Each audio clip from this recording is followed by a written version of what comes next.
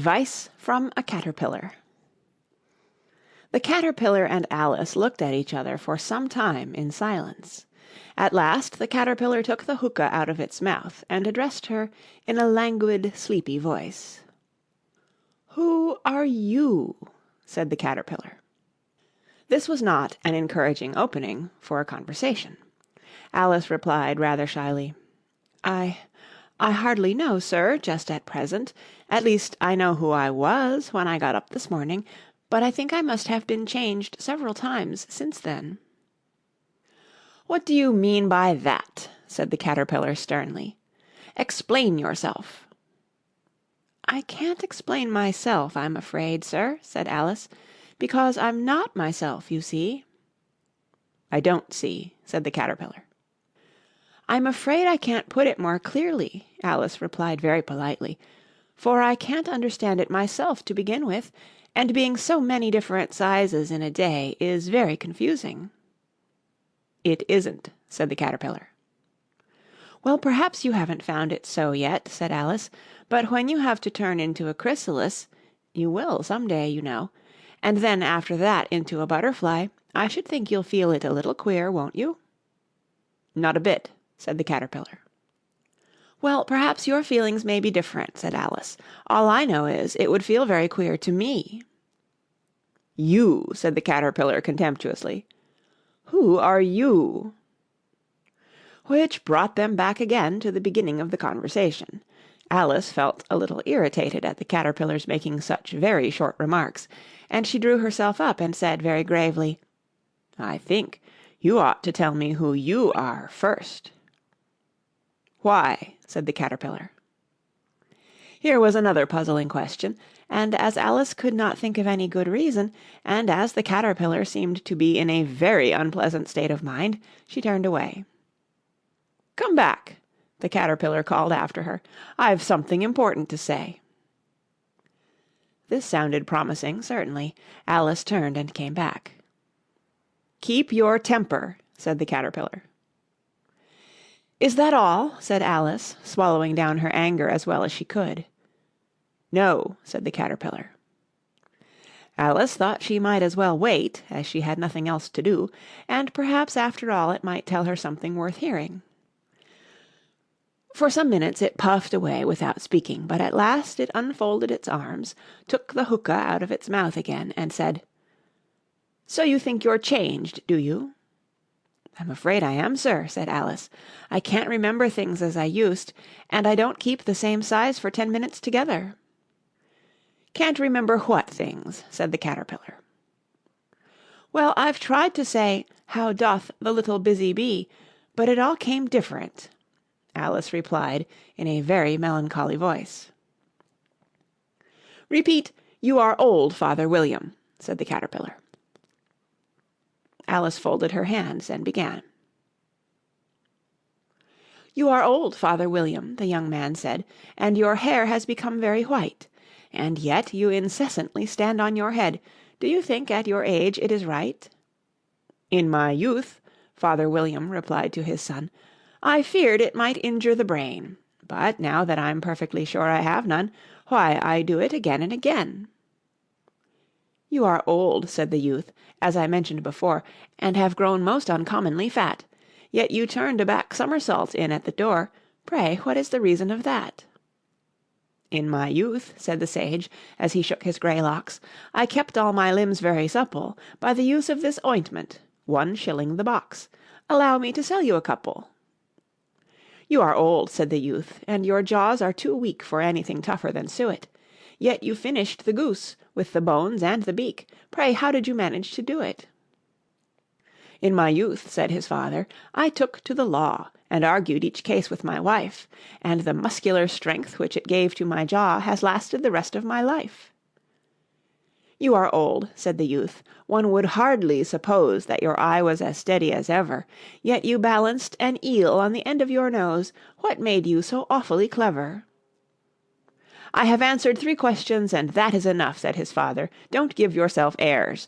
Do you think I can listen all day to such stuff? Be off, or I'll kick you downstairs." "That is not said right," said the Caterpillar. "Not quite right, I'm afraid," said Alice timidly. "Some of the words have got altered." "It is wrong from beginning to end," said the Caterpillar decidedly, and there was silence for some minutes. The Caterpillar was the first to speak. "What size do you want to be?" it asked. "Oh, I'm not particular as to size," Alice hastily replied, "only one doesn't like changing so often, you know." "I don't know," said the Caterpillar. Alice said nothing. She had never been so much contradicted in her life before, and she felt that she was losing her temper. "Are you content now?" said the Caterpillar. "Well, I should like to be a little larger, sir, if you wouldn't mind," said Alice. 3 inches is such a wretched height to be." "It is a very good height indeed," said the Caterpillar angrily, rearing itself upright as it spoke. It was exactly 3 inches high.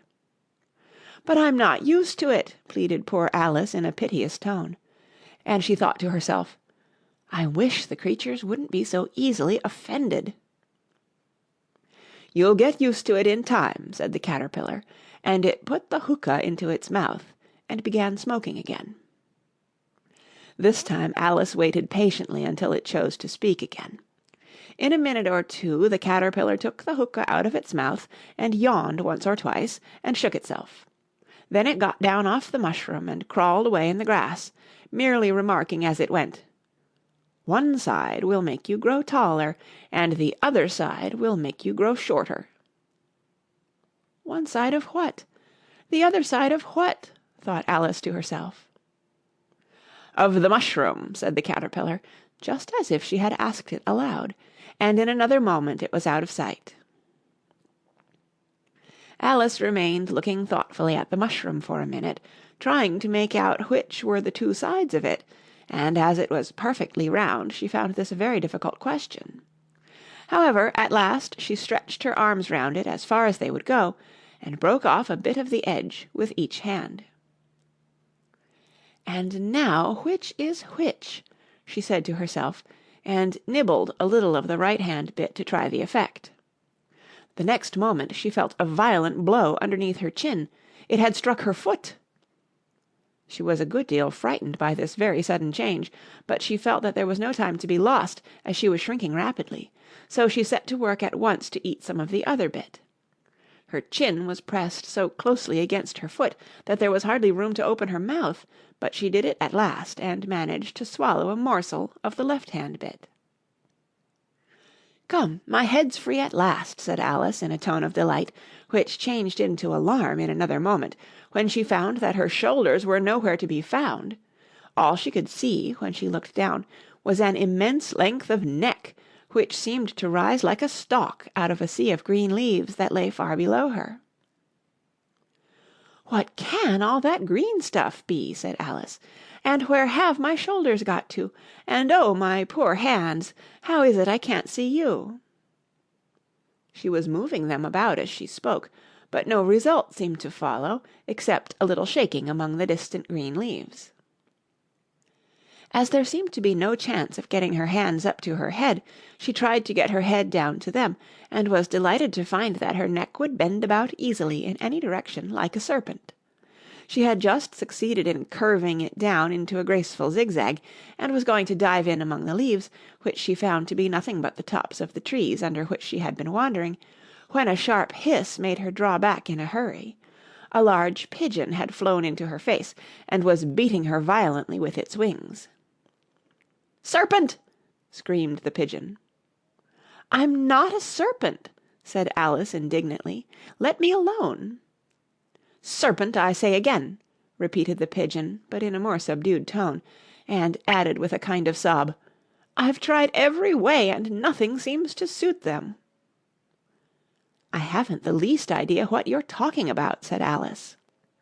"I've tried the roots of trees, and I've tried banks, and I've tried hedges," the pigeon went on, without attending to her. "But those serpents, there's no pleasing them."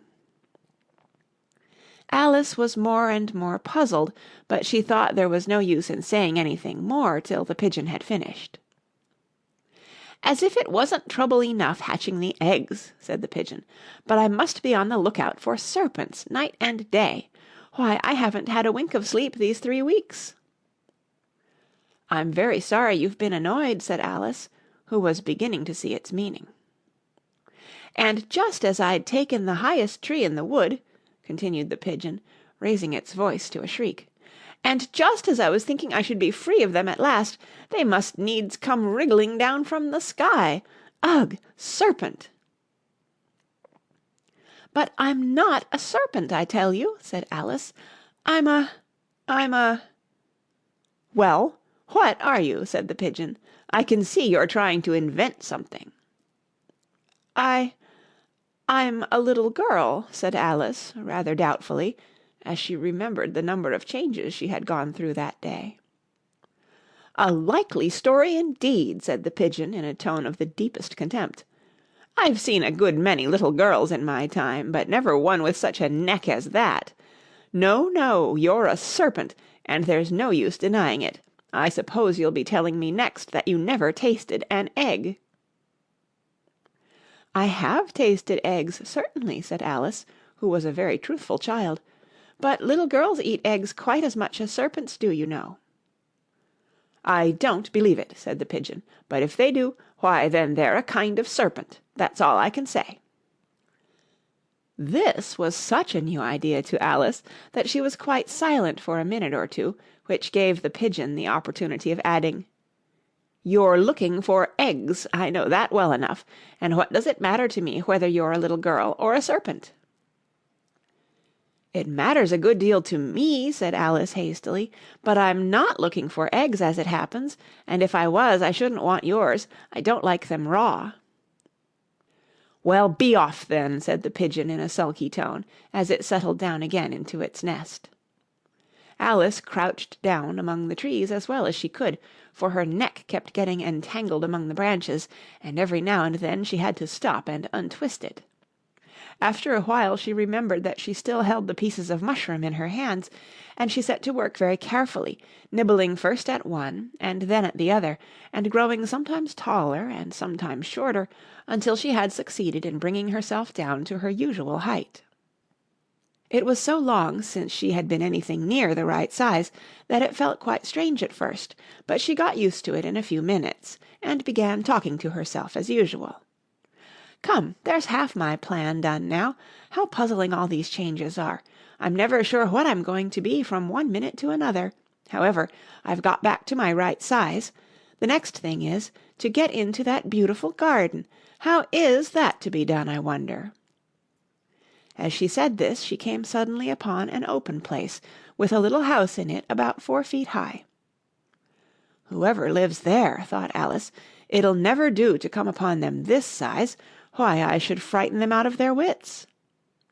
So she began nibbling at the right-hand bit again, and did not venture to go near the house till she had brought herself down to 9 inches high.